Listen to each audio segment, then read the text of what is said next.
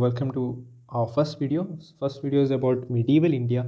So in this chapter, we will be looking at a brief history of Rajput kingdoms, the causes and results of the Arab conquest of Sindh, Muhammad of Ghazni and his invasions, Muhammad of Ghori invasions, causes for the failure of Hindu states.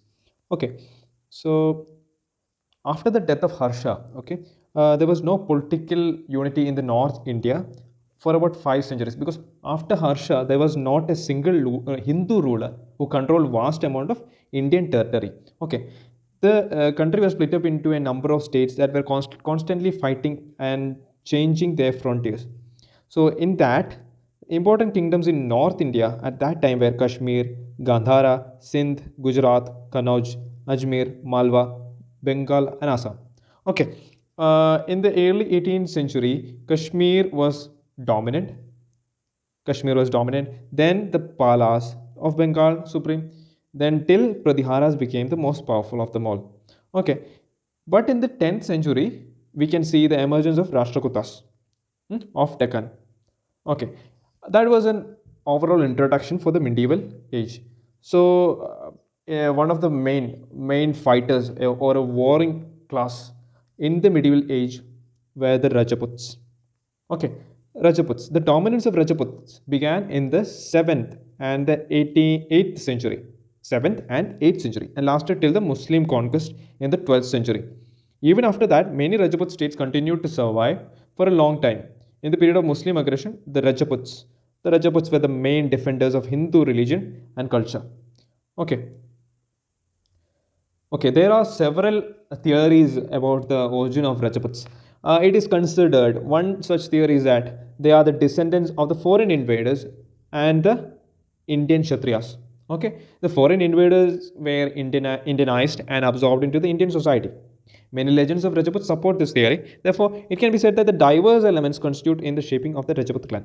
They became homogeneous and constant intermarriage, and by adopting common customs, they made war. What was the chief occupation? War was the chief occupation of Rajputs.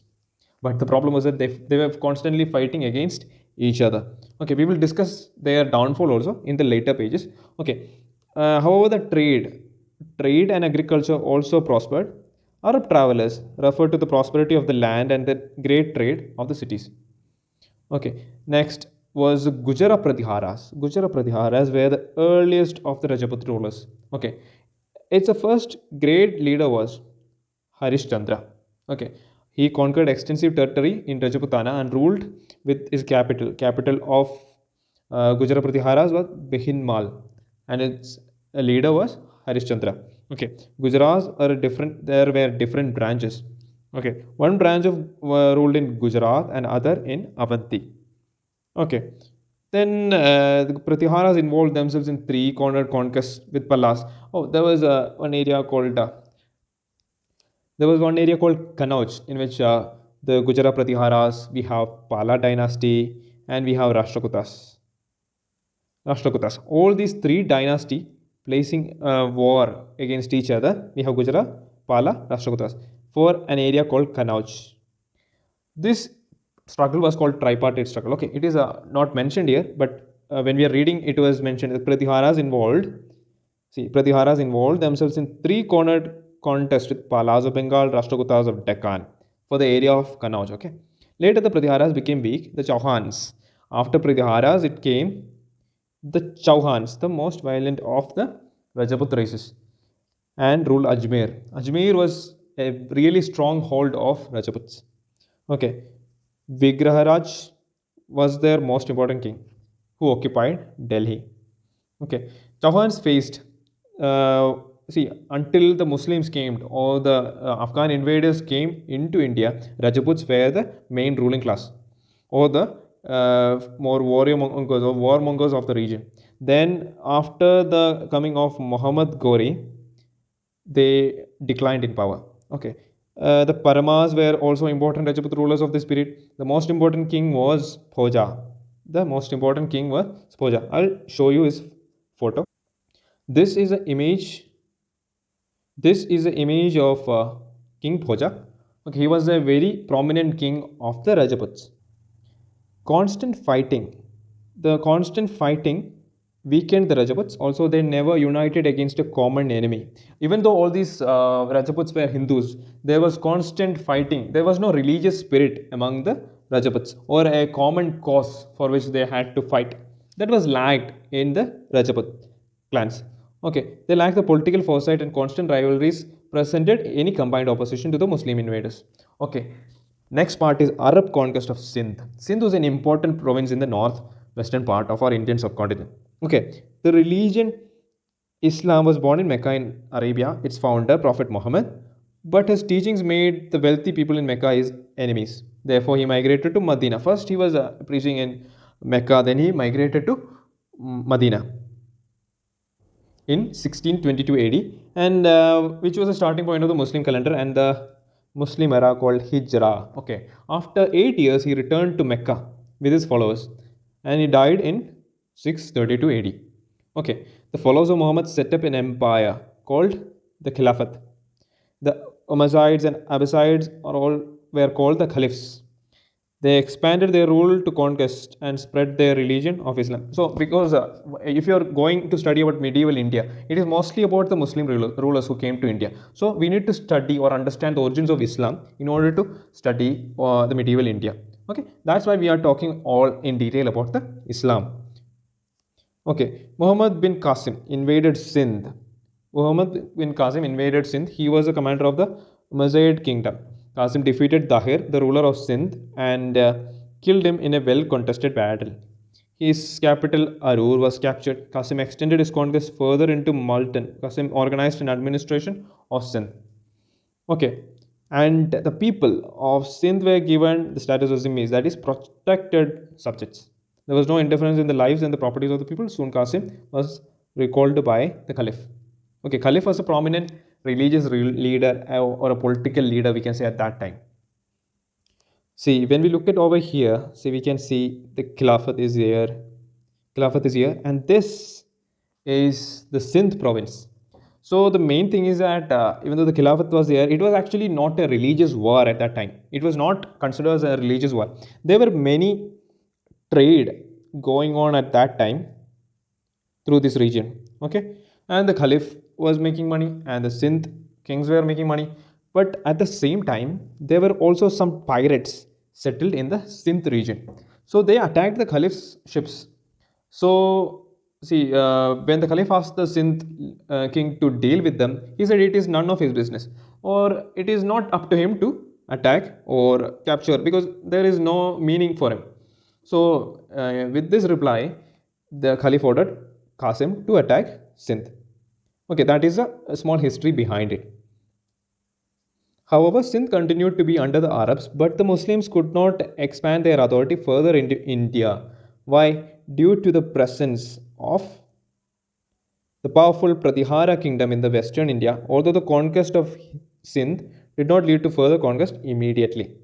Okay, the the conquest of Sindh led to what? It led to many Arab travelers visiting this region. This led to Indian medicine and astronomy being carried off to lands through Arabs.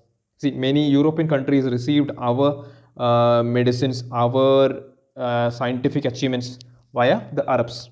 Okay, the Indian numerals in the Arabic form went to Europe through them. Since Sindh was a part of the Arab Empire, the inflow of Indian knowledge was great. Another important ruler, another important invader to say is the Muhammad of Ghazni.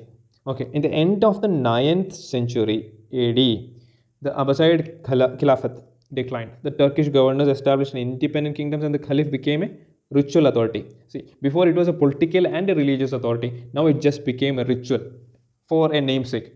One among them was Abbasid, whose capital was Ghazni. His successor and the son-in-law, uh, Sabukidin, I don't know how to pronounce it, so pardon me, wanted to conquer India. He wanted to conquer India from the northwest. See, most of the conquerors who invaded India came from the northwest region of India. Why? Because there was no natural barriers in that region. We can say there is some Aravalli hills, but up to which there is no a proper barrier like the Himalayas or the dense forest of the northeastern region. We lacked some natural protection in the northwestern region. So successfully captured Peshawar from Jayapala, but his raids did not produce lasting effect. He was succeeded by his son Muhammad. Now, Muhammad of Ghazni, he invaded India 17 times. 17 times. See, till now, there is no proper Muslim kingdom established in India. Only they came for raids. They raided India, plundered our wealth, and went back. Okay. At the time, North India was divided into the number of Hindu states on the frontier of India. There existed Hindu Shahi kingdom, which extended in the Punjab to Kabul. I'll show you the map. See, this is the map of Hindu Shahi kingdom. Okay, we have Sindh over here, then Gujarat Pratiharas over here. This kingdom is the Hindu Shahi, literally a kingdom that protected us from the northwestern invaders. Okay, the other important kingdoms in the North India were Kanauj, Gujarat, Kashmir, Nepal, Malwa, and Bundelkhand. The initial raids were against Hindu Shahi kingdom, in which its king Jaipala was defeated. Then his successor Anantapala fought against Muhammad, but he was defeated in the Battle of Vaihind. Okay, Hindushai capital near Peshawar. Okay, he was defeated there. In this battle, Anantapala was supported by the rulers of Kannauj and Rajasthan. As a result of his victory in Vaihind, Muhammad extended his rule over most of Punjab. Okay. Subsequent raids of Muhammad in India were aimed at plundering. See, as I told you earlier, their aim was plundering the rich temples and cities of northern India. Okay. He plundered the holy city of Mathura, also attacked Kannauj. The ruler of Kannauj, Rajpala, abandoned Kannauj and later died. Okay. And he returned via Kalingar with fabulous riches. And when we go down, his next important, these are continuously some important raids he did. Okay, Muhammad did. Another important raid is he defeated Solanki king Bhimadeva. These all things are not important in the aspect of UPC. He just read through it. That's it. Okay. And Muhammad was not a mere raider and plunderer of wealth. He built a wide empire from Punjab in the east to the Caspian Sea on the west, from Samarkand in the north to Gujarat in the south. Okay. Uh, the Ghazawid Empire roughly included Persia, Transoxania, Afghanistan, and Punjab. Okay. Achievements were due to what were achievements due to leadership and restless activity. He was considered hero of Islam in medieval historians because he attacked mainly the non-believers or Hindu kings. Okay, and he returned with vast amount of wealth. Another important thing is that Al-Burni stayed in Muhammad's court. Okay, Al-Burni is a writer author. He wrote the Kitab al-Hind. Okay, an account of India. Actually, Al-Burni was asked to stay in India and write about what are the activities that are happening in India. Okay, by Ghazni. His conquest of Punjab and Multan completely changed the political situation in India. He paved way for the Turks and Afghans to further conquest and make deeper incursions into the Gangatic Valley. Okay. Uh, all this time, they attacked us, the Afghans and Turks paved way. They are coming to attack us because we lacked the Hindu Shahi kingdom that was guarding the gates of India against the foreign kingdoms. Because Ghazni attacked first Hindu Shahi kingdom. Because attacking Hindu Shahi kingdom, it paved way for the northwestern. It literally opened the gates for the invaders. Now Muhammad of Ghori. Muhammad Ghori is the first, we can say, first Muslim ruler who came to India and established a proper kingdom in India. Although not by him, but by his general. Okay. He was actually a slave for Ghazni, but became independent after the death of Ghazni. Taking advantage of the decline of Ghazawid Empire, Muhammad, popularly known as Muhammad Ghori, brought Ghazni under his control. Ghazni means the city. It under his control. Having made his position strong and secure at Ghazni, Muhammad Ghori turned his attention to India. See, all these Afghan rulers, all these Turkish rulers, they wanted to control India. Why? Because at that time, India had vast wealth. We were rich. Okay, and in order for these invaders to carry on their invasions, carry on their war in other regions against other khilafaths, so they needed money. So, an easy source of money was found in where? In India. In 1175, Muhammad Ghori captured Multan and occupied whole of Sindh in his subsequent expeditions. In 1186, he attacked Punjab, captured it from Khusru Malik and annexed it to his dominions. An annexation of Punjab carried his dominion eastward to Sutlej and led his invasion to the Chauhan kingdom. Chauhan Rajputs. So the war has reached the gates of the Rajput kingdoms. So the famous battle, the Battle of Terrain. See, I have told you Muhammad Ghori has reached till the gate of Chauhans. Okay, who was the famous ruler of Chauhans, the kingdom of Chauhans, or the Rajput Chauhan? Prithviraj Chauhan. Okay, this is a portrait of Prithviraj Chauhan. Okay, he is a great leader for our Indian nationalism or among the right wing politicians. Okay, we can say he was quite an able leader. Why? Because, see, the Hindu princes of North India formed a confederacy under the command of Prithviraj Chauhan because he was able to unite all the Hindu kings under him, under one single banner. And Prithviraj rose to the occasion and defeated Gauri in the Battle of Terrain. In the first Battle of Terrain, Prithviraj emerged as victorious. But Gauri was furious because it was as a major defeat.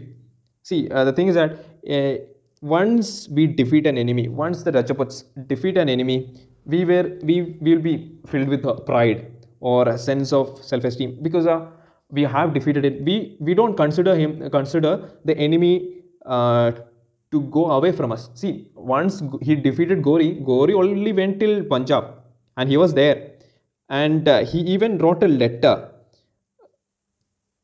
Wrote a letter to Prithviraj.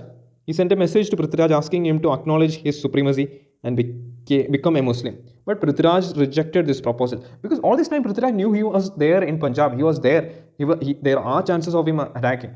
But they also prepared. The Rajputs also prepared well.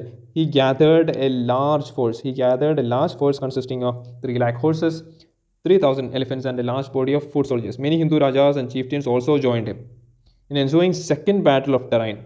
But in the second battle of Terrain, Muhammad Ghori thoroughly routed the army of Prithviraj, who was captured and killed. The second battle of Terrain was a decisive battle. It was a major disaster. It crushed the pride of the Rajputs. It was a major disaster. The political prestige suffered a serious setback. The whole Chauhan kingdom now lay at the feet of the invader. The first Muslim kingdom was thus firmly established in India at Ajmer, the most stronghold of Rajput kingdoms. Okay, as I told you, Muhammad Ghori was the first person to establish a proper kingdom, Muslim kingdom in India. But Muhammad Ghori returned back. Okay, Muhammad Ghori returned to Ghazni, leaving behind his favorite general Qutbuddin Aibak to make further conquests in India. Aibak consolidated his position in India by occupying places like Delhi and Meerut. He prepared a ground for another invasion for Muhammad Ghori. This invasion directed against Gandhala ruler Jayachandra. Muhammad routed Jayachandra's forces. Kannauj, another important area, was occupied by Muslims after the Battle of Chandavar. The Battle of Terrain and Chandavar contributed to the establishment of the Turkish rule in India. See, they were mainly Turkish people. Ghazni was a Turkish leader. So, the Battle of Terrain and Chandavar contributed to the establishment of Turkish rule in India. Now, let us look at the causes of the failure of Hindu kingdoms. Where did the Rajputs lack? They were properly trained soldiers. They were constantly at war. War was in their blood. Still, they lost. What was the reason? The causes for the downfall of Hindu state have to be analyzed historically. Most important cause was that they lacked unity. That is the first point. They were divided into factions. Rajput princes exhausted one another by mutual conflict. We were fighting against each other. Secondly, many Hindu states were declining in power. Their military methods. See, when you look at the invaders from the northwest, especially the Afghans, the Turks, they were constantly battling against each other. Every time they fight or fought against each other, it will be a newer enemy. And this enemy will be having a better weaponry than others. So this thing should be looked into because in the case of Rajputs, they are fighting against each other. They may be fighting against their cousins. They may be fighting against their uncles. So that kind of fight is actually, it won't lead to any development in the fighting skills because after all they are fighting with swords and all. There won't be any further development in the military tactics. Okay, because on the other hand, both ends the people know each other to some extent. Okay. Indians continued to rely on elephants, while the Muslims possessed quick-moving cavalry. Okay, the Muslim soldiers had better organization. They had better organization and able leaders. See, in the case of Muslims or in the Muslim leaders, see, it was open to all. Even the slave could rise to the level of a king. In the case of Ghazni, we saw he was the slave for. In the case of Gauri, we can see he was a slave of Ghazni, and he came to prominence. In the later stages of the medieval India, we can see Qutbuddin Aibak rising to the level of a sultan. See, all these people were once a slave and they climbed the ladders and reached the level of king. Okay, but in the case of Hindu kingdoms, among the Hindus, the duty of fighting was confined to a particular class, the Kshatriyas. Moreover, the Hindus were always in defensive. We only protected ourselves. We were always in the defensive mode, okay, which was always a weak position. So that is mainly what is taught in this chapter in the Tamil Nadu text of history. So let us look at what all we have learned. So we have learned the brief history of Rajput kingdoms in the northern India, the Arab conquest of Sindh and its results, the causes and the results of Muhammad Ghazni's invasion in India, Muhammad Ghori and his capture of Indian territories, and causes of the failure of Hindu states under Muslim invasions.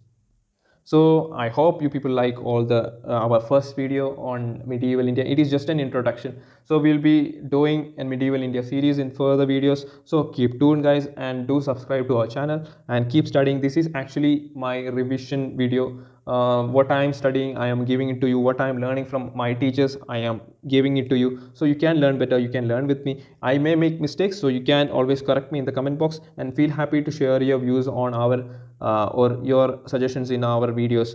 And thank you. Until next time, bye.